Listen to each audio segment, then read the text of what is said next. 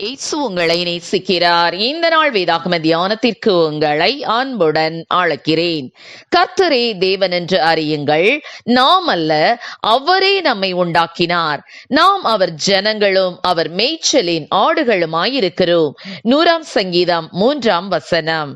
தெனாலிராமன் கதையொன்றில் ஒரு முறை ராஜா தெனாலிராமனிடம் ஏராளமான பொற்காசுகளை அவனிடம் கொடுத்து அரேபிய குதிரை ஒன்றை வளர்க்கும்படி சொன்னார்.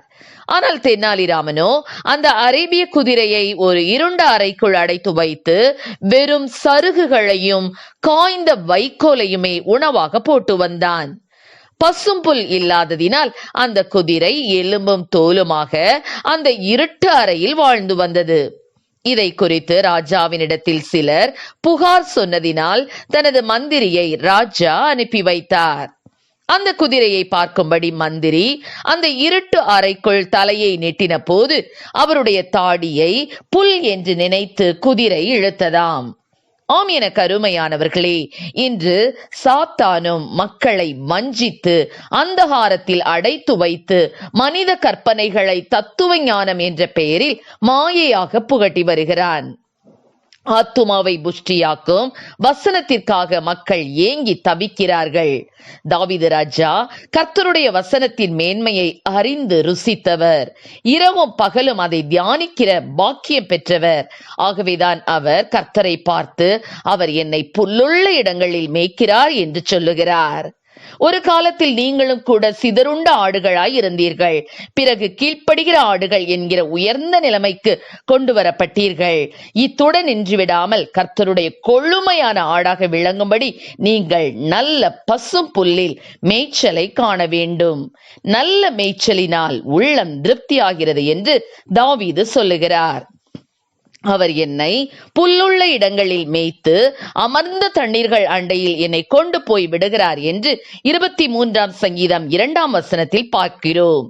மேய்ப்பன் ஆடுகளை புல்வெளிக்கு அழைத்து செல்லும் போது சத்தம் கொடுத்து கொண்டே முன்னே செல்லுகிறான்.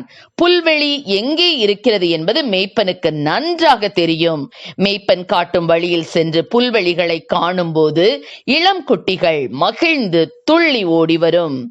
ஆம் பிரியமானவர்களே, புல் என்பது கர்த்தருடைய வசனத்தையும் உபதேசத்தையும் குறிக்கிறது.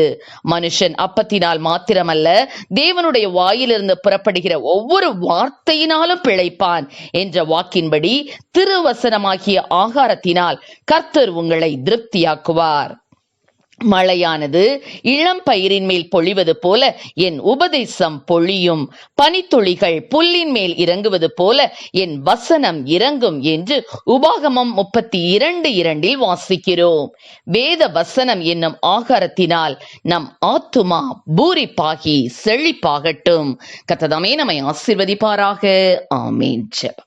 எங்களை அதிகமாய் நேசித்து நடத்துகிறீர்கள் அன்பின் பரலோக பிதாவே, இந்த நாட்களில் உம்முடைய பிள்ளைகள் ஒவ்வொருவரையும் ஆண்டவரே வேத வசனம் என்னும் கர்த்தாவே கொள்ளுமையான ஆகாரத்தினால் என் தேவனை திருப்தியாக்குவீராக ராஜா. வனாந்திரத்திலே மேய்ச்சல்கள் உண்டாகும் என்று சொன்ன வசனத்தின்படி அப்பா ஸ்தோத்திராண்டவரே, அப்பா அந்த கடைசி காலங்களிலே கர்த்தாவே ஸ்தோத்திராண்டவரே, அப்பா நல்ல மேய்ச்சலை கண்டு கொள்ளக்கூடிய கிருபைகளை ஒவ்வொரு பிள்ளைகளுக்கும் என் தேவனில் கொடுப்பீராக. ஆசீர்வதியும். இயேசுவின் நாமத்திலே ஜெபிக்கிறோம் நல்ல பிதாவே. ஆமென்.